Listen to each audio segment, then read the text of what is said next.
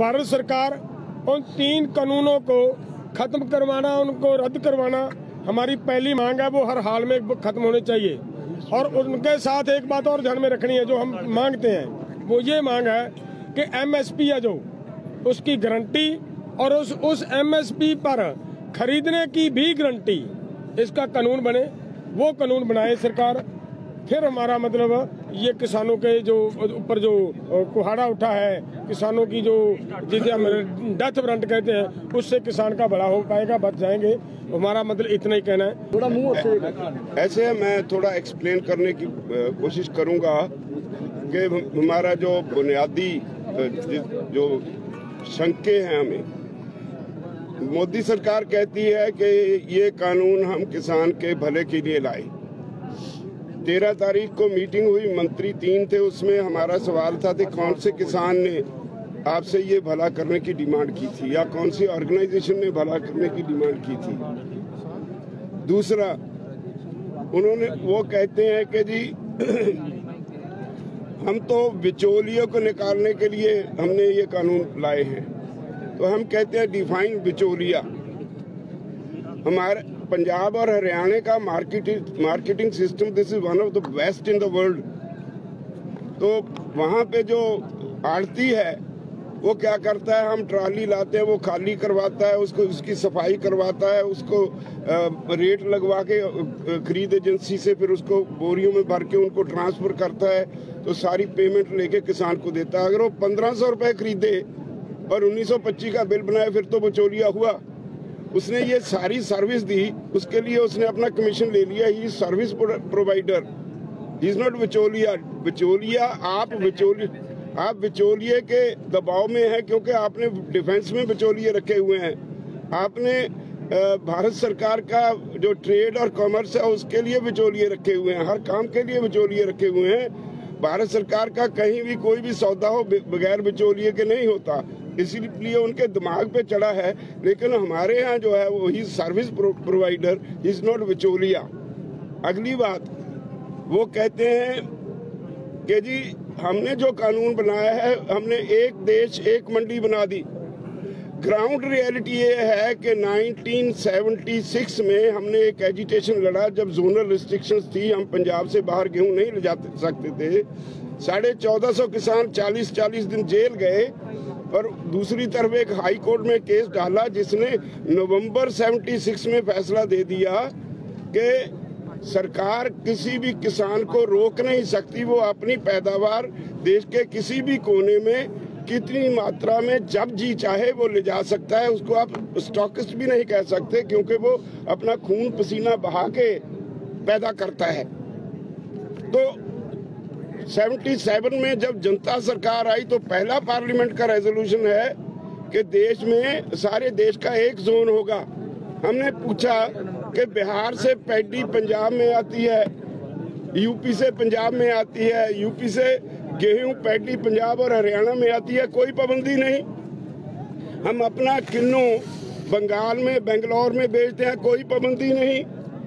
हमारा यहाँ तक दिल्ली तक हमारी पहुंच है। हम किसान की सब्जी मंडी आजादपुर में लाते हैं, कोई पाबंदी नहीं। प्याज, केला, संतरा महाराष्ट्र से सारे देश में जाता है, कोई पाबंदी नहीं। सेब हिमाचल से, जम्मू कश्मीर से सारे देश में जाता है, कोई पाबंदी नहीं। आपने क्या नया काम किया? एक्चुअली कोई पाबंदी है नहीं। अपने कॉर्पोरेट्स को खुश करने के लिए उन्हें और कोई लॉजिक नहीं मिलता था तो कहा कि हमने तो जी एक देश एक मंडी दे दी। रियलिटी ये है कि एक देश दो मंडियां बना दी। एक मंडी है which is governed bye APMC act, किसी कानून के तहत 100 साल से वो काम कर रही है, जो ट्राइड एंड टेस्टेड है, हर किसान को उसकी समझ है। एक मंडी जो इन्होंने बनाई उसमें कायदा कानून ही नहीं, कोई भी आदमी उसे कोई लाइसेंस की जरूरत नहीं, वो सिर्फ अपने पैन कार्ड से या कोई भी गवर्नमेंट ऑफ इंडिया के जो अधिकारित डॉक्यूमेंट है उससे कहीं भी कितनी भी क्रॉप किसी किसान से खरीद सकता है, खेत से खरीद सकता है, घर से खरीद सकता है। इसका मतलब ये हुआ कोई अमीर आदमी 4 गांव की गेहूं खरीद के ले जाए, बाद में पेमेंट ना करे, कोई प्रोविजन नहीं कि हम उसके खिलाफ कोर्ट में जा सकते हैं। सिर्फ एसडीएम के पास जाएंगे एसडीएम भी कुछ नहीं करेगा, वो रिकंसिलिएशन बोर्ड बनाएगा। रिकंसिलिएशन बोर्ड जिस पार्टी की सरकार होगी उसके लोगों का होगा, वो अपने अपोनेंट को हरास करेंगे, तो उसके खिलाफ कोई कार्रवाई नहीं, अगर नहीं हुई तो फिर डिप्टी कमिश्नर के पास जाएगा, इससे आगे वो किसी कोर्ट में नहीं जा सकता। तो हमने कहा ये किसान को लूटने की एक अलग चाल है। सेक्शन वाइज हमने टोटल सारे एक्ट्स को भारत सरकार के मंत्रियों से डिटेल में डिस्कस करके उनको डॉक्यूमेंट साथ दे दिए। आज तक सरकार के पास उसका कोई जवाब नहीं। दूसरा, वो कहते हैं कॉन्ट्रैक्ट एग्रीकल्चर के लिए हमने एक नया कानून दे दिया। हमारे पास मिसाल है, हम गन्ना बेचते हैं तो हमारा शुगर मिल से कॉन्ट्रैक्ट होता है, शुगर मिल वाले 2-2 साल पैसे नहीं देते, किसान उसका क्या बिगाड़ लेता है, एजिटेशन करनी पड़ती है, और 8.5% रिकवरी पे गन्ने का दाम तय होता है। अगर रिकवरी ज्यादा हो जाए तो in the end of the year उसकी एवरेज रिकवरी के हिसाब से एडिशनल गेन प्राइस देने का प्रावधान एक्ट में है, कभी किसी ने नहीं दी। तो ऐसे एग्रीमेंट जो आप हमारे करवाओगे, उनके उसमें लिख दिया कि वो एग्रीमेंट रद्द कर सकता है अगर जब क्रॉप आएगी उसकी क्वालिटी पे, उसमें जो पेस्टिसाइड रेसिड्यू है उस बहाने, किसी ना किसी बहाने वो रद्द करेगा। तो जो उसको खाद वगैरह जो उसके लिए पैसा दिया होगा किसान को, उसके लिए वो जाएगा एसडीएम के पास, उसने उसके खिलाफ लिख दी। ये कहते हैं कि कुर्की नहीं होगी जमीन की, लेकिन जो सेक्शन 15 में लिखा है कुर्की नहीं होगी, उसके अगले सेक्शन में लिखा है कि अगर एसडीएम उसके खिलाफ, किसान के खिलाफ फैसला दे दे, that amount can be recovered under land revenue act. Land revenue act का मतलब है कुर्की होगी, वो भी झूठ बोलते हैं। तो इसेंशियल कमोडिटीज एक्ट में अमेंडमेंट करके टोटल खुली छूट दे दी। हमारे से खरीदेंगे गेहूं 1900 रुपए, स्टॉक करके रख लेंगे, जब कंज्यूमर के पास जाएगा उसकी कोई स्टॉक लिमिट नहीं, कोई उसका हिसाब चेक नहीं करना, जब कंज्यूमर के पास जाएगा वही 7000 रुपए क्विंटल बिकेगी। ये आज हमारे देश के कंज्यूमर में समझ में ना आए, लेकिन in the long run consumer भी मरेगा, प्रोड्यूसर भी मरेगा। हम सरप्लस मार्केट में है, पंजाब में व्हीट और पैडी सबसे ज्यादा पैदा करते हैं। अगर गवर्नमेंट की खरीद बंद हो गई, ये कहते हैं एमएसपी रहेगी, एमएसपी रहेगी उस वक्त तक जब तक सरकारी खरीद रहेगी, जब तक उनका कंपटीटर जो पुराना सिस्टम है वो रहेगा। जिस दिन पुराना सिस्टम खत्म हो गया, मार्केट छोड़ गया, तो उसके बाद वो अपने गजों से नापेगा। जो कॉर्पोरेट हाउस है वो अपनी मर्जी से खरीदेगा, दाम क्रैश कर जाएंगे, स्टेट की इकोनॉमी भी जाएगी, किसान भी जाएगा। धन्यवाद साथियों। अभी नाम नहीं बताया जी आपने। बलबीर सिंह राजेवाल, प्रेसिडेंट भारतीय किसान यूनियन पंजाब। सर तो अभी क्वेश्चन आंसर का, क्योंकि सनसेट हो रहा है, क्वेश्चन आंसर ले लेते हैं। जो थोड़ी एजिटेशन चल रही है, ये कितने कांग्रेस इस स्पॉन्सर कर रही है, इस तरह के इल्जाम लगते हैं बीजेपी के लीडर नाल ही कुछ कट्टरपंथियों के होने की भी गल कही जाती है, की कहना सर? ये दोनों बातें गलत है। हमने कभी पिछले 2 महीने रेलवे ट्रैक्स पे बैठे रहे, किसी भी पॉलिटिकल पार्टी को हमने अपनी स्टेज इस्तेमाल नहीं करने दी। इनके पास और कोई जवाब नहीं तो कोई ना कोई तो इल्जाम लगाएंगे ही। जहाँ तक कट्टरपंथियों का सवाल है, हमारा उससे कोई वास्ता नहीं, ना ही कट्टरपंथियों का इस आंदोलन से। ये किसानों पे ये दब्बा लगाते वक्त मैं समझता हूँ इतनी बड़ी बेशर्मी सरकार कर नहीं सकती।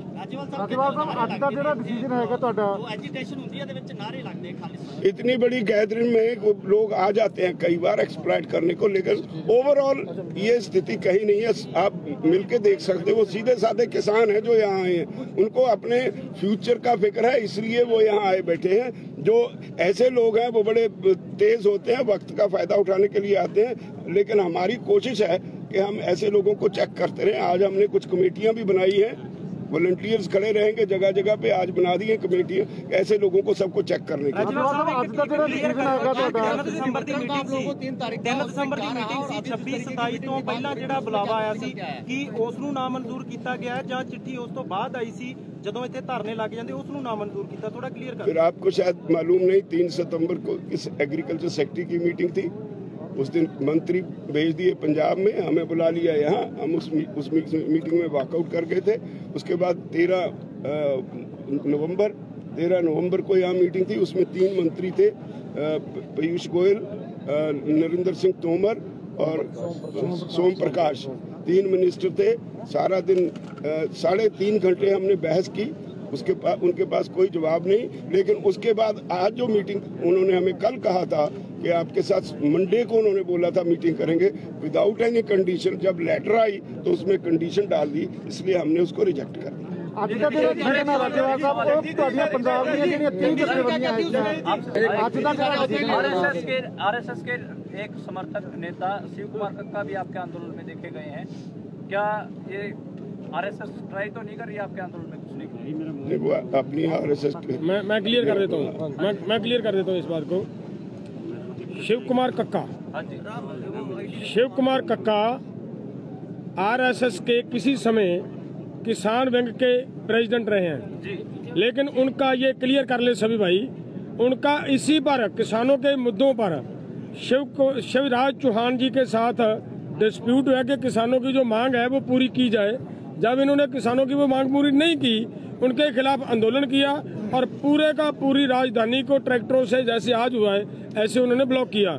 और उसके बाद एजिटेशन बढ़ी तो कक्का के 5 किसान गोली मारकर बीजेपी सरकार ने कत्ल कर दिए। तो बताएं हमारे जिस तो शिवराज चौहान से पर्सनल रंजिश का मामला भी बता नहीं बीजेपी की मुझे लगता है इतना ਮੁਕੇਸ਼ ਖੰਨਾ ਤੇ ਇੱਕ ਹੈਗੀ ਆ ਕੰਗਣਾ ਰਣੌਤ, ਉਹਨਾਂ ਦੋਨਾਂ ਨੇ ਕਮੈਂਟ ਕੀਤਾ ਹੈ। ਮੁਕੇਸ਼ ਖੰਨਾ ਨੇ ਕਿਹਾ ਕਿ ਕਿਸਾਨ ਆਗੂ ਜਿਹੜੇ ਇੱਥੇ ਬੈਠੇ ਨੇ ਸਾਰੇ ਲੋਟੂ ਨੇ, ਇਹਨਾਂ ਨੂੰ ਦੇਸ਼ ਦੇ ਅੰਨਦਾਤਾ ਨਹੀਂ ਕਿਹਾ ਜਾਣਾ ਚਾਹੀਦਾ, ਰੈਡੀਕਲ ਨੇ। ਤੇ ਜਿਹੜੀ ਕੰਗਣਾ ਰਣੌਤ ਹੈ ਉਹਨੇ ਸਾਡੀਆਂ ਬੀਬੀਆਂ ਤੇ ਟਿੱਪਣੀ ਕੀਤੀ ਜਿਹੜੀਆਂ ਕਿਸਾਨ ਸੰਘਰਸ਼ ਨੇ ਕਿ ਉਹ ਸਾਰੀਆਂ 100-100 ਰੁਪਏ ਦਿਹਾੜੀ ਦੇ ਲਿਆਂਦੀਆਂ ਗਈਆਂ ਨੇ। ਦੇਖੋ ਜਿਹੜੇ अन्नदाते ਦਾ ਪੈਦਾ ਕੀਤਾ ਅੰਨ ਖਾ ਕੇ ਇਹੋ ਜਿਹਾ ਪਾਪ ਕਰ, ਇਹੋ ਜਿਹਾ ਪਾਪ जो ऐसे जो अन्नदाता का पैदा किया अन्न पानी खा के ऐसी बातें करते हैं, एक्चुअली वो लुक्रेटिव लाइफ जीने वाले लोग हैं, उनको पता ही नहीं गांव की लाइफ कैसी है। तो वो मेंटली बीमार है, वो मेंटली बीमार है, वो उसकी हम निंदा करते हैं, मेंटली बीमार है। दोनों के बयानों की हम निंदा करते हैं। नरेंद्र सिंह तोमर जी ने अभी बयान दिया है, उन्होंने बोला है कि किसान जो है बातचीत की बात करें, प्रदर्शन की बात ना करें, धरने की बात ना करें। ऐसे है जो हमने नेगोशिएशन से कभी इतराज नहीं किया। हम सितंबर में अभी 13 तारीख को 2 बार हम नेगोशिएट कर गए और अपना केस पूरे का पूरा उनको इन राइटिंग भी दे गए। नरेंद्र सिंह तोमर ने 3 तारीख की लेटर डाली जब हम पंजाब से चल पड़े, तो कल हमें कहा गया कि मंडे को मीटिंग होगी, उसके कोई कंडीशन नहीं होगी। आज कंडीशन लगा के लेटर भेज दी, तो हमें कोई शौक नहीं है एजिटेशन करने का। वो हमारी मांगे मान ले, हम चले जाएंगे घर को।